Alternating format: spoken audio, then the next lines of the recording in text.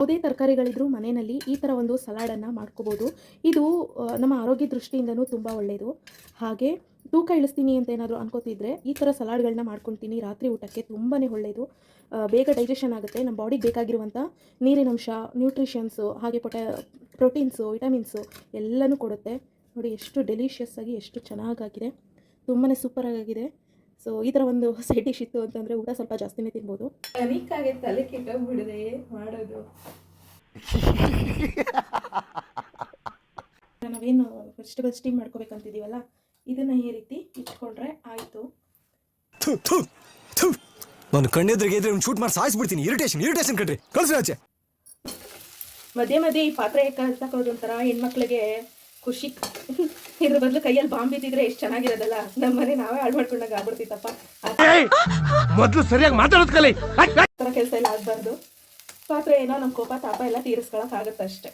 ಮನೇಲಿ ಯಜಮಾನ್ರು ಇದೆ ಸರಿ, ಇಲ್ಲದೆ ಹೋದಾಗ ಮಾಡಿದ್ರೆ ಏನು ಪ್ರಯೋಜನ? ಅನಿಕಾ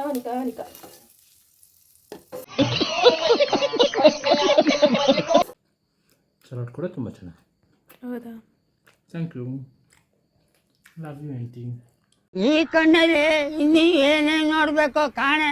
ಅಯ್ಯೋ, ಲವ್ ಎಲ್ಲ ಬಂದ್ಬಿಡ್ತಾ. ಸೊ ಫೈನಲಿ ನಮ್ಮ ಬೆಂಡೆಕಾಯಿ ಗೊಜ್ಜು ರೆಡಿ. ಆಫ್ ಮಾಡ್ಕೊಳ್ಳೋಣ. Complete clear.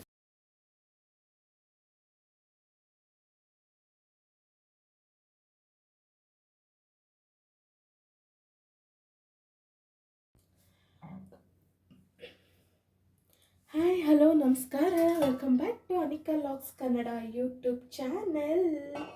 ಹೇಗಿದ್ದೀರಾ ಎಲ್ಲರೂ? ತುಂಬ ದಿನ ಆದಮೇಲೆ ನಾನು ಲಾಗ್ನ ಸ್ಟಾರ್ಟ್ ಮಾಡಿದ್ದೀನಿ. ಹುಷಾರಿರಲಿಲ್ಲ. ಆಲ್ಮೋಸ್ಟ್ ಟಚಲ್ಲಿದ್ದವ್ರಿಗೆ, ಲೈವಿಗೆ ಬರ್ತಿದ್ದವ್ರಿಗೆ ದಿನ ಗೊತ್ತಿರುತ್ತೆ. ಹುಷಾರಿಲ್ಲದೆ ಇರೋ ಕಾರಣಕ್ಕೆ ನಾನು ಇಷ್ಟು ದಿನ ಲಾಗ್ ಮಾಡೋಕ್ಕಾಗಿರಲಿಲ್ಲ. ಆ್ಯಂಡ್ ಇವತ್ತು ಮತ್ತೆ ನಾನು ಲಾಗ್ನ ಮಾಡ್ತಾಯಿದ್ದೀನಿ. ಹಾಗೆ ನಾನು ಈ ಲಾಗ್ನ ಸಂಜೆಯಿಂದ ಕಂಟಿನ್ಯೂ ಮಾಡ್ತಾ ಇದ್ದೀನಿ. ಹೇಗಿದ್ದೀರಾ ಎಲ್ಲರೂ? ಏನು ಮಾಡ್ತಾ ಇದ್ದೀರಾ? ಎಸ್, ಅಫ್ಕೋರ್ಸ್ ನೀವೆಲ್ಲ ನಮ್ಮ ಫ್ಯಾಮಿಲಿನೇ, ನಮ್ಮ ಯೂಟ್ಯೂಬ್ ಫ್ಯಾಮ್. ಎಲ್ಲರೂ ಹೇಗಿದ್ದೀರಾ? ಏನು ಮಾಡ್ತಾ ಇದ್ದೀರಾ? ಆರಾಮಾಗಿದ್ದೀರಾ? ಇದಕ್ಕೂ ಮುಂಚೆ ಯಾರಾದರೂ ನನ್ನ ಚಾನಲ್ಗೆ ಸಬ್ಸ್ಕ್ರೈಬ್ ಆಗಿಲ್ಲ ಅಂದರೆ ಪ್ಲೀಸ್ ಸಬ್ಸ್ಕ್ರೈಬ್ ಆಗಿ. ಹಾಗೆ ಈ ವಿಡಿಯೋ ನಿಮ್ಗೆ ಏನಾದರೂ ಇಷ್ಟ ಆಯಿತು ಅಂದರೆ ಲೈಕ್ ಕೊಡೋದನ್ನು ಹಾಗೆ ಶೇರ್ ಮಾಡೋದನ್ನು ಮರಿಬೇಡಿ. ಆ್ಯಂಡ್ ಇವತ್ತು ಈಗ ಸದ್ಯಕ್ಕೆ ಕಾಫಿ ಮಾಡ್ತಾ ಇದ್ದೀನಿ. ಊಟಕ್ಕೆ ಏನು ಮಾಡಬೇಕು ಅಂತ ನನಗಂತೂ ನಿಜವಾಗ್ಲೂ ಐಡಿಯಾ ಬರ್ತಾ ಇಲ್ಲ ತಲೆಯಲ್ಲಿ. ಕಾಫಿ ಕುಡ್ದಿದ್ದೆ ತಲೆ ಪಟ ಪಟ ಪಟ ಅಂತ ಓಡುತ್ತೆ. ನೋಡೋಣ ಹೇಗೆ ಬರುತ್ತೆ ಅಂತ. ವಾಯ್ಸ್ ಚೆನ್ನಾಗಿಲ್ಲ, ಯಾರು ಬೇಜಾರು ಮಾಡ್ಕೊಬಿಡಿ ಅಷ್ಟೇ. ಫುಲ್ ಎಲ್ಲ ಕಾಫ್ ಆಗಿಬಿಟ್ಟಿದೆ, ಹಾಗಾಗಿ ವಾಯ್ಸ್ ಕೂಡ ಹೋಗ್ಬಿಟ್ಟಿದೆ. ಮತ್ತು ಎಂಥ ಸಮಾಚಾರ, ಎಲ್ಲರೂ ಹೇಗಿದ್ದೀರಿ ಅಂತ ಕೇಳಿದೆ. ಯಾರು ಏನೋ ಹೇಳಲೇ ಇಲ್ಲ, ಯಾಕಂದರೆ ಇದು ವಿಡಿಯೋ. ಅನಿಕಾಗೆ ತಲೆ ಕೆಟ್ಟೋಗ್ಬಿಡಿದೆ ಮಾಡೋದು.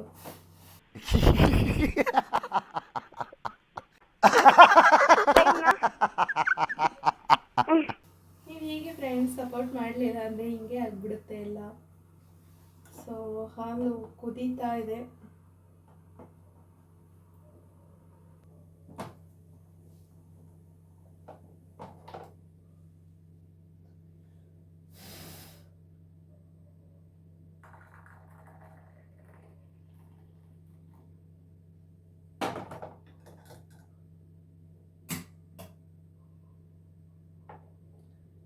ಬಿಸಿ ಬಿಸಿಯಾದ ಸವಿಯಾದ ಫಿಲ್ಟರ್ ಕಾಫಿ ರೆಡಿ. ಬನ್ನಿ, ಯಾರೆಲ್ಲ ಫಿಲ್ಟರ್ ಕಾಫಿ ಕುಡಿಯೋಕ್ಕೆ ರೆಡಿ ಇದ್ದೀರಾ? ಮೊದಲಿಗೆ ಸ್ವಲ್ಪ ಸಲಾಡ್ಗೆ ಸ್ಟೀಮ್ಗೆ ಇಟ್ಕೊಬಿಡೋಣ ಅಂತ ಬೀನ್ಸು ಮತ್ತು ಕ್ಯಾರೆಟು ಹಾಗೆ ಸ್ವಲ್ಪ ಕಾರ್ನ್ ಇತ್ತು. ಆಲ್ಮೋಸ್ಟ್ 3 ಡೇಸ್ ಆಗೋಗಿದೆ, 3-4 ಡೇಸ್ ಆಗೋಗಿದೆ. ಇನ್ನು ಅದು ಗಟ್ಟಿ ಆಗಿಬಿಡುತ್ತೆ ಸೀಡ್ಸ್ ಎಲ್ಲ ಅಂತ ಹೇಳ್ಬಿಟ್ಟು ಕಾರ್ನ್ ಕೂಡ ಹಾಕೋತಾ ಇದ್ದೀನಿ ಸ್ಟೀಮ್ಗೆ. ನೋಡಿ ಈ ಥರ. ಸೊ ಎಲ್ಲನೂ ಈಗ ಸ್ಟೀಮ್ಗೆ ಹಾಕ್ಬಿಡ್ತೀನಿ.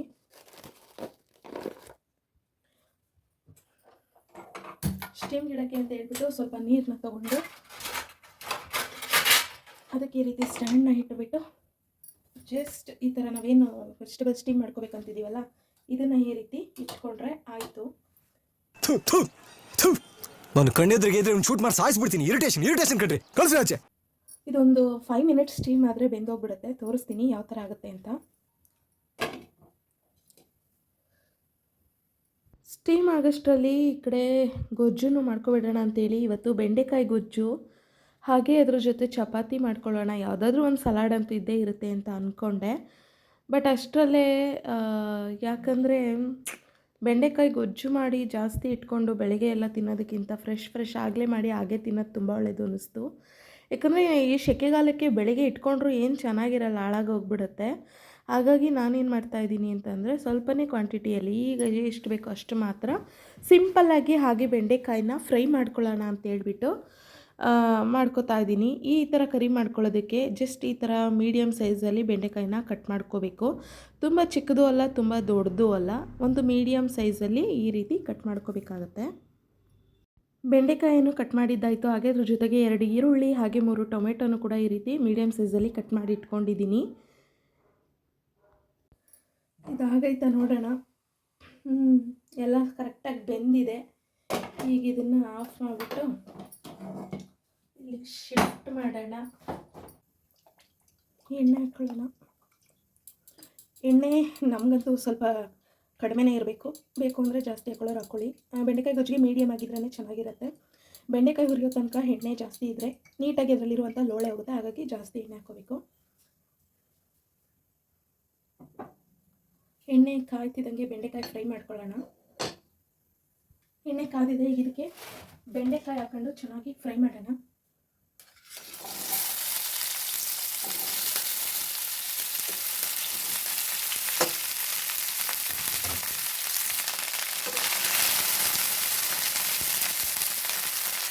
ಎಣ್ಣೆ ಜಾಸ್ತಿ ಇದ್ದಿದ್ದರಿಂದ ಹಾಗೆ ಬೆಂಡೆಕಾಯಲ್ಲಿ ಫ್ರೆಶ್ಶಾಗಿ ಲೋಳೆ ಅಂಶ ಜಾಸ್ತಿ ಇದ್ದು ತುಂಬ ಎಳೆ ಬೆಂಡೆಕಾಯಿ ಆಗಿರೋದ್ರಿಂದ ಕೂಡ ನೀರಿನ ಅಂಶ ಅನ್ನೋದು ಜಾಸ್ತಿಯಾಗಿ ಎಣ್ಣೆ ಸಿಡಿಯೋಕ್ಕೆ ಶುರು ಆಯಿತು. ಬಟ್ ಆ ಥರ ಏನೂ ದೊಡ್ಡ ಅಪಘಾತ ಆಗೋಷ್ಟು ಏನು ಸಿಡಿಯಲ್ಲ.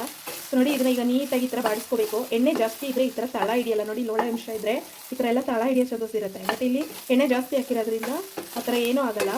ಇದರಿಂದ ಪ್ಲಸ್ ಪಾಯಿಂಟ್ ಏನು ಅಂದರೆ ಗೊಜ್ಜು ರೆಡಿ ಆಗುವಾಗ ತನ್ನಿಂದ ತಾನೇ ಎಣ್ಣೆ ಬಿಟ್ಕೊಳ್ಳುತ್ತೆ.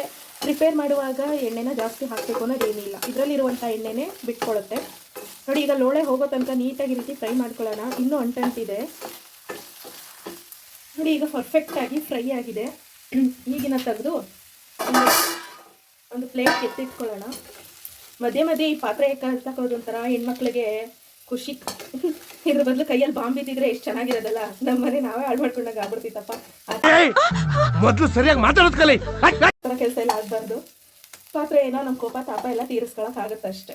ಮನೇಲಿ ಯಜಮಾನ್ರು ಇದೆ ಸರಿ, ಇಲ್ಲದೆ ಹೋದಾಗ ಮಾಡಿದ್ರೆ ಏನು ಪ್ರಯೋಜನ? ಅನಿಕಾ ಅನಿಕಾ ಅನಿಕಾ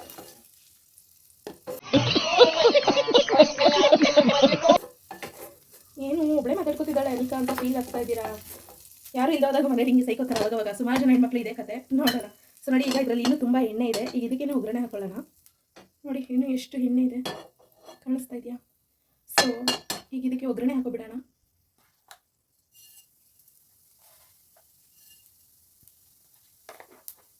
ನಾನಂತೂ ಜೀರಿಗೆ ಮಸ್ಟರ್ಡ್ ಶುಡ್ ಎಲ್ಲ ಒಗ್ಗರಣೆಗಳಿಗೆ ಹಾಕೋತೀನಿ, ಅದರಿಂದ ನಮಗೆ ಡೈಜೆಷನ್ ಚೆನ್ನಾಗುತ್ತೆ ಅಂತ. ಇನ್ನು ಸಾಸಿವೆ ಅಂತೂ ಒಗ್ಗರಣೆಗೆ ಹಾಕಲೇಬೇಕು. ಇನ್ನು ಈ ಕರ್ಬೇವಿನ ಸೊಪ್ಪಂತೂ ನಾವೇ ಜೀವ ಕೊಡಬೇಕು, ಅದಕ್ಕೆ ಬ್ಲಡ್ ಕೋಟ ಸರಿ ಹೋಗುತ್ತೆ ಅಂತ ಆ ಮಟ್ಟಿಗೆ ಡ್ರೈ ಆಗಿಬಿಟ್ಟಿದೆ. ಬಟ್ ಫ್ರೆಶ್ ಇಲ್ಲ ಅಂತೇಳಿ ನನಗೆ ಅದನ್ನು ಯೂಸ್ ಮಾಡ್ತಾ ಇದ್ದೀನಿ. ಈಗ ಇದಕ್ಕೆ ಕಟ್ ಮಾಡ್ಕೊಂಡಿರುವಂಥ ಈರುಳ್ಳಿನ ಹಾಕೊಳ್ಳೋಣ.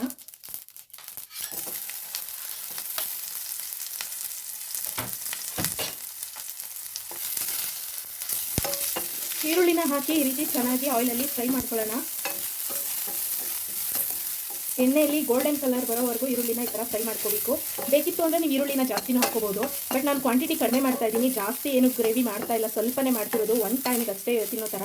ಹಾಗಾಗಿ ನಾನು ಕಡಿಮೆ ಹಾಕ್ಕೊಂಡಿದ್ದೀನಿ. ಬಟ್ ಬೆಂಡೆಕಾಯಿ ಕರಿಗಳಿಗೆ, ಗ್ರೇವಿಗಳಿಗೆ ಅಥವಾ ಸಾಂಬಾರಿಗೆ ಈರುಳ್ಳಿ ಹಾಕಿದ್ರೆ ಜಾಸ್ತಿ ಟೇಸ್ಟ್ ಬರುತ್ತೆ. ನೋಡಿ, ಈಗ ಗೋಲ್ಡನ್ ಕಲರ್ ಬಂದಿದೆ. ಈಗ ಇದಕ್ಕೆ ಫ್ರೈ ಮಾಡಿರುವಂಥ ಬೆಂಡೆಕಾಯಿನ ಹಾಕೊಳ್ಳೋಣ.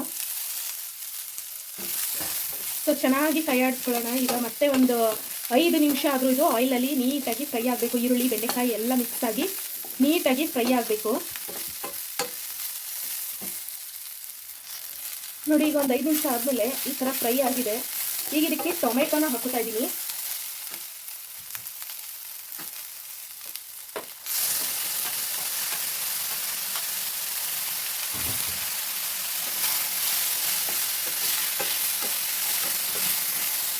ಟೊಮೆಟೊ ಹಾಕಿ ಈ ಥರ ನೀಟಾಗಿ ಎಲ್ಲನೂ ಮಿಕ್ಸ್ ಮಾಡಿದ ಮೇಲೆ ಇಮಿಡಿಯೇಟಾಗಿ ಉಪ್ಪನ್ನ ಸೇರಿಸ್ಕೋಬೇಕು. ಉಪ್ಪು ಹಾಕ್ಬಿಟ್ರೆ ಟೊಮೆಟೊನೂ ಮೆತ್ತಗಾಗುತ್ತೆ, ಬೆಂಡೆಕಾಯಿನೂ ಮೆತ್ತಗಾಗುತ್ತೆ, ರುಚಿ ಅನ್ನೋದು ಇಟ್ಕೊಳ್ಳುತ್ತೆ. ಹಾಗಾಗಿ ತುಂಬ ಸಾಫ್ಟ್ ಆಗಿಬಿಡುತ್ತೆ ಬೇಗ. ನೋಡಿ, ಈಗ ಇದನ್ನು ಚೆನ್ನಾಗಿ ಈ ರೀತಿ ಫ್ರೈ ಮಾಡ್ಕೊಳ್ಳೋಣ. ಉಪ್ಪು ಹಾಕಿದ ಮೇಲೆ ಈ ರೀತಿ ಚೆನ್ನಾಗಿ ಒಂದು ಮಿಕ್ಸ್ ಕೊಟ್ಬಿಟ್ಟು ಇದಕ್ಕೆ ನೀರು ಗೀರು ಏನು ಸೇರಿಸಲ್ಲ, ಸಿಂಪಲ್ಲಾಗಿ ಡ್ರೈ ಫ್ರೈ ಮಾಡ್ತಿರೋದು ನಾನು. ಜಸ್ಟ್ ಈ ಥರ ತಿರುಗಿಸ್ಬಿಟ್ಟು ಲಿಡ್ನ ಒಂದು 5 ಮಿನಿಟ್ಸ್ ಕ್ಲೋಸ್ ಮಾಡೋಣ. ನೋಡಿ ಈಗ 5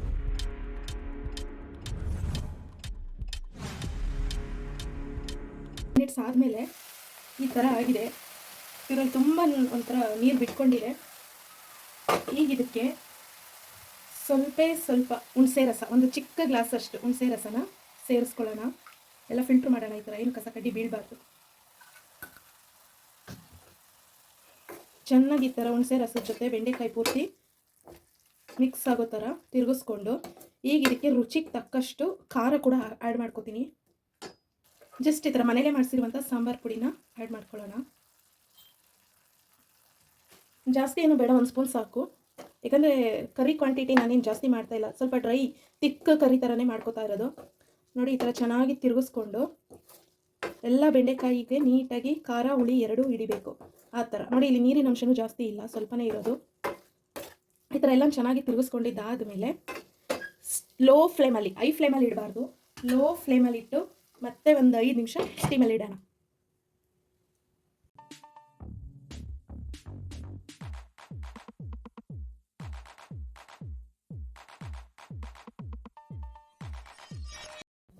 ಐದು ನಿಮಿಷ ಆಯಿತು ನೋಡಿ. ವಾವ್, ಎಷ್ಟು ಕಲರ್ಫುಲ್ಲಾಗಿ ಎಷ್ಟು ಚೆನ್ನಾಗಿ ಕಾಣಿಸ್ತಿದೆ ಅಲ್ಲ. ನನಗಂತೂ ಟೇಸ್ಟ್ ಇಲ್ಲೇ ಗೊತ್ತಾಗ್ತಾ ಇದೆ. ಈಗ ರೆಡಿ ಆಯಿತು ನಮ್ಮ ಬೆಂಡೆಕಾಯಿ ಹುಳಿ. ಈಗ ಇದಕ್ಕೆ ಕೊತ್ತಂಬರಿ ಸೊಪ್ಪನ್ನ ಹಾಕಿ ಗಾರ್ನಿಷಿಂಗ್ ಕೊಟ್ಟರೆ ಕಂಪ್ಲೀಟ್.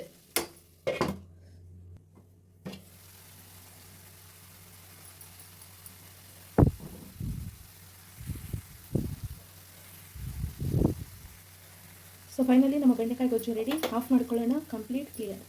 ಸಲಾಡ್ ಮಾಡ್ಕೊಳ್ಳೋಣ ಅಂತ ಹೇಳಿಬಿಟ್ಟು ಈರುಳ್ಳಿ, ಟೊಮೆಟೊ, ಹಸಿಮೆಣಸಿನ್ಕಾಯಿ ಇದೆಲ್ಲ ಕಟ್ ಮಾಡ್ಕೊಂಡಿದ್ದೀನಿ. ನೋಡಿ ಏನೇನು ಹಾಕಿದ್ದೀನಿ ಅಂತ. ಒಂದು ಬೌಲ್ನ ತೊಗೊಂಡಿದ್ದೀನಿ. ಹಸಿಮೆಣಸಿನ್ಕಾಯಿ ಸ್ವಲ್ಪ, ಈರುಳ್ಳಿ ಸ್ವಲ್ಪ, ಹಾಗೆ ಒಂಚೂರು ಟೊಮೆಟೊ, ಹಾಗೆ ಸ್ವಲ್ಪ ಕೊತ್ತಂಬರಿ ಸೊಪ್ಪು, ಇದಿಷ್ಟನ್ನು ಹಾಕಿ ಇದ್ರ ಜೊತೆಗೆ ನಾವು ಬೇಯಿಸ್ಕೊಂಡಿರುವಂಥ ಬೀನ್ಸು, ಕ್ಯಾರೆಟು, ಹಾಗೆ ಕಾರ್ನು ಎಲ್ಲ ಕೂಡ ಚೆನ್ನಾಗಿ ಬೆಂದಿದೆ. ಈಗ ಇದನ್ನು ಇದ್ರ ಜೊತೆ ಮಿಕ್ಸ್ ಮಾಡೋಣ. ಕ್ಯಾರೆಟ್ ಕೂಡ ಹಾಗೇನೆ ಡೈರೆಕ್ಟಾಗಿ ಹಾಕೊಳ್ಳೋಣ. ಬಟ್ ಕ್ಯಾರೆಟ್ನ ಯಾಕೆ ಉದ್ದುದಾಗಿ ಹಾಕಿದ್ದೀನಿ ಅಂದರೆ ಕ್ಯಾರೆಟ್ ಸ್ವಲ್ಪ ಸ್ವೀಟ್ನೆಸ್ ಇರೋದ್ರಿಂದ ಲೆಂತಿಯಾಗಿ ಸಿಕ್ಕಿದ್ರೆ ಸ್ವಲ್ಪ ನಾನು ತಿನ್ಬಹುದು ಅಂತ ಅಷ್ಟೇ. ಈಗ ಇದಕ್ಕೆ ಒಂದು 1/4 ಸ್ಪೂನಷ್ಟು ಪೆಪ್ಪರ್ ಪೌಡ್ರನ್ನ ಹಾಕೋತಾ ಇದ್ದೀನಿ. ಹಾಗೆ ಸ್ವಲ್ಪ ರುಚಿಗೆ ತಕ್ಕಷ್ಟು ಉಪ್ಪನ್ನು ಕೂಡ ಹಾಕೋತಾ ಇದ್ದೀನಿ. ಸ್ವಲ್ಪ ಚಾಟ್ ಮಸಾಲಾನ ಹಾಕೋತಾ ಇದ್ದೀನಿ. ಇದಿಷ್ಟನ್ನು ಹಾಕ್ಕೊಂಡಿದ್ದೀನಲ್ವ, ಈಗ ಇದನ್ನು ಮಿಕ್ಸ್ ಮಾಡಬೇಕು.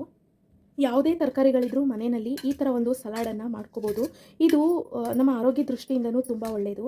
ಹಾಗೆ ತೂಕ ಇಳಿಸ್ತೀನಿ ಅಂತ ಏನಾದರೂ ಅನ್ಕೋತಿದ್ರೆ ಈ ಥರ ಸಲಾಡ್ಗಳನ್ನ ಮಾಡ್ಕೊತೀನಿ ರಾತ್ರಿ ಊಟಕ್ಕೆ. ತುಂಬಾ ಒಳ್ಳೆಯದು, ಬೇಗ ಡೈಜೆಷನ್ ಆಗುತ್ತೆ. ನಮ್ಮ ಬಾಡಿಗೆ ಬೇಕಾಗಿರುವಂಥ ನೀರಿನಂಶ, ನ್ಯೂಟ್ರಿಷನ್ಸು, ಹಾಗೆ ಪ್ರೋಟೀನ್ಸು, ವಿಟಮಿನ್ಸು ಎಲ್ಲನೂ ಕೊಡುತ್ತೆ. ನೋಡಿ ಎಷ್ಟು ಡೆಲಿಷಿಯಸ್ ಆಗಿ ಎಷ್ಟು ಚೆನ್ನಾಗಾಗಿದೆ, ತುಂಬಾ ಸೂಪರಾಗಿದೆ. ಸೊ ಈ ಥರ ಒಂದು ಸೈಡ್ ಡಿಶ್ ಇತ್ತು ಅಂತಂದರೆ ಊಟ ಸ್ವಲ್ಪ ಜಾಸ್ತಿನೇ ತಿನ್ಬೋದು. ಹಾಗೆ ಎಲ್ಲವೂ ರೆಡಿ ಆಯಿತು. ಆಲ್ಮೋಸ್ಟ್ ಆಗಲೇ 8:30 to 9 ಆಗಿತ್ತು. ಇನ್ನೂ ಅಭಿಯವ್ರು ಬಂದಿರಲಿಲ್ಲ. ಸರಿ ನಾನಾದರೂ ಊಟ ಮಾಡ್ಕೊಳ್ಳೋಣ ಅಂತ ಹೇಳಿಬಿಟ್ಟು ನನ್ನ ಪ್ಲೇಟಿಗೆ ಸರ್ವ್ ಮಾಡಿಕೊಂಡೆ.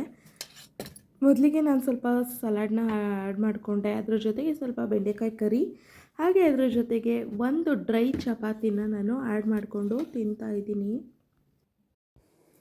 ಅವನು ಮಗನೇ ತಿನ್ನಿ. ಈರುಳ್ಳಿ ಒಂದು ಕೊಡಬೇಕು ನನಗೆ ನೀವು. ಈರುಳ್ಳಿ ಬೇಕಾ?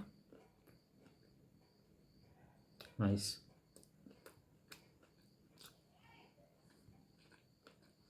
ಸಲಾಡ್ ಕೂಡ ತುಂಬ ಚೆನ್ನಾಗಿ. ಹೌದಾ? Thank you. Love you aunty.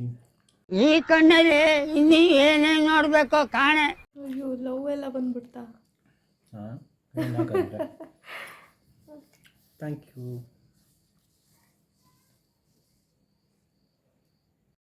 So ಯಜಮಾನ್ರಿಗೂ ಕೂಡ ಚಪಾತಿ ಹಾಕ್ಕೊಟ್ಟಿದ್ದೆ. ಏನು ಹೇಳಿದ್ರು ಕೇಳಿಸ್ಕೊಳ್ರಿ ಎಲ್ಲ. ಸೊ ಊಟ ಅಂತೂ ತುಂಬ ಚೆನ್ನಾಗಿತ್ತು. ಇದೇ ಥರ ಮತ್ತೊಂದು ಲಾಗ್ ಜೊತೆ ಸಿಗ್ತೀನಿ. ಎಲ್ರಿಗೂ ಅಲ್ಲಿವರೆಗೂ ಟೇಕ್ ಕೇರ್, ಬಾಯ್.